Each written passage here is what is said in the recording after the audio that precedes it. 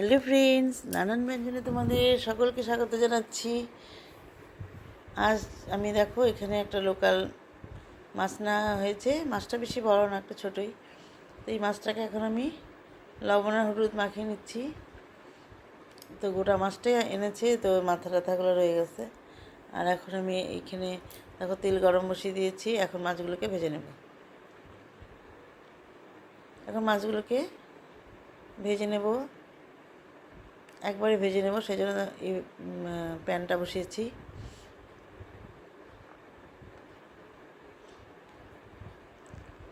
এভাবে সব মাছগুলোকে দিয়ে দিচ্ছি। তো আমি আজকে এই কটা মাছই রান্না করব, আরও মাছ আছে, তো ওগুলো এখন করব না। তো এখান থেকে এই কটা মাছই রান্না করব।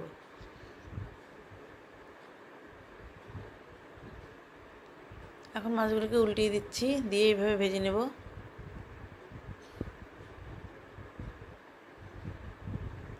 তো মাছগুলো ভাজা হয়ে গেলে উঠিয়ে নিলাম এখন।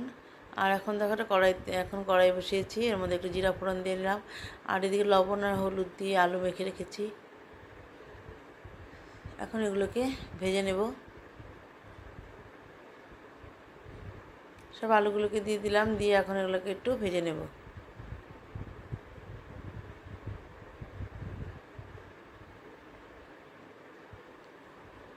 এইভাবে একটু আলুগুলোকে লাল লাল করে ভেজে নিচ্ছি। তো আলু অনেক সময় সিদ্ধ হয় না, এই জন্য এই আলুর মধ্যে এখন আমি আবার এই ঝিঙাগুলোকে দিয়ে দিচ্ছি।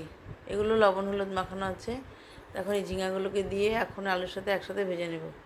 আলুটা অনেকটা ভাজা ভাজা হয়েই গেছে, কিন্তু আর একটু ভেজে নেব, তাহলে ভালো করে সিদ্ধ হয়ে যাবে।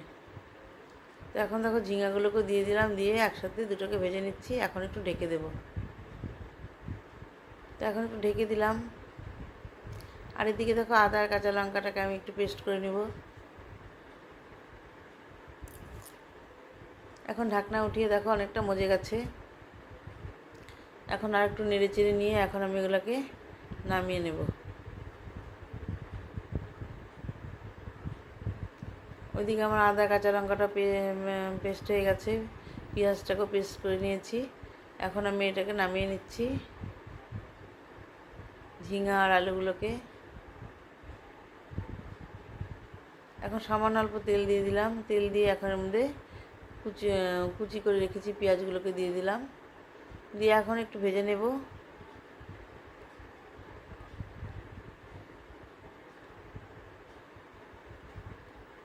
তো পেঁয়াজগুলোকে একটু ভেজে নিচ্ছি।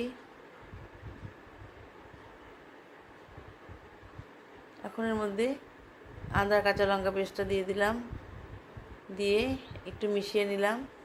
আর লঙ্কাটা যাতে ভাজা ভাজা হয়ে যায় সেইভাবে ভেজে নিচ্ছি।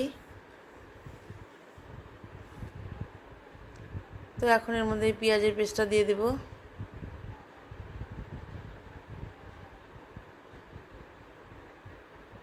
এখন এর মধ্যে পেঁয়াজের পেস্টটা দিয়ে দিলাম,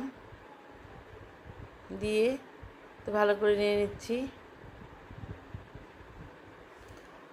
আর এখন এখানে লবণ আর হলুদ দিয়ে দিলাম। লবণ হলুদ দিয়ে ভালো করে মিশিয়ে নিলাম মশলাটা। এইভাবে ভালো করে মিশিয়ে নিয়ে এখন দিয়ে দিব হচ্ছে ধনে গুঁড়ো, জিরে গুঁড়ো আর অল্প সামান্য লঙ্কার গুঁড়ো।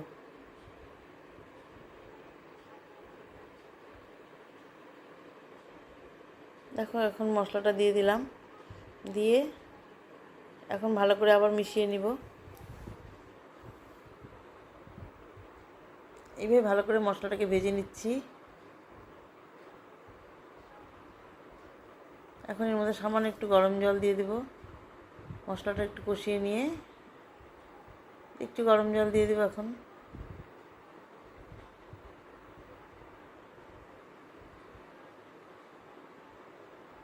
সামান্য একটু গরম জল দিয়ে দিলাম, দিয়ে মশলাটাকে ভালো করে মিশিয়ে নেব। নিয়ে এখন এর মধ্যে ঝিঙা আর আলুটাকে দিয়ে দেব।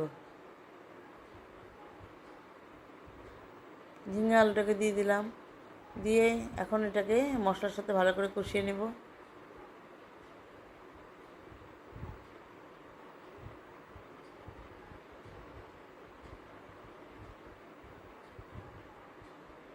আমি আগে এরকম মশলা কষা খেতে না খুব ভালো লাগতো। তো আমি একটু অল্প একটু মশলা কষা উঠিয়ে রাখছি। বেশি শুকনা করিনি, বেশি শুকনা করলে বেশি ভালো লাগে। তো আমি এখানে অল্প ঝিঙা আর একটু আলু আমি যে অল্প একটু উঠিয়ে রাখছি। এটা কষা কষাটা না বেশি বেশি ভালো লাগে। তো এখন এই যে এটা পাতলা করে যদি ঝোল করব, এখন এর মধ্যে গিয়ে মাছগুলোকে দিয়ে দিচ্ছি।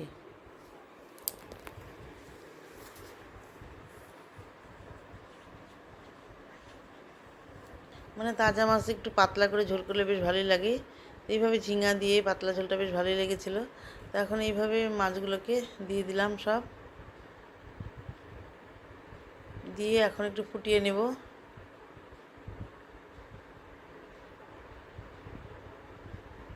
এখন দুটো কাঁচা লঙ্কা দিয়ে দিলাম।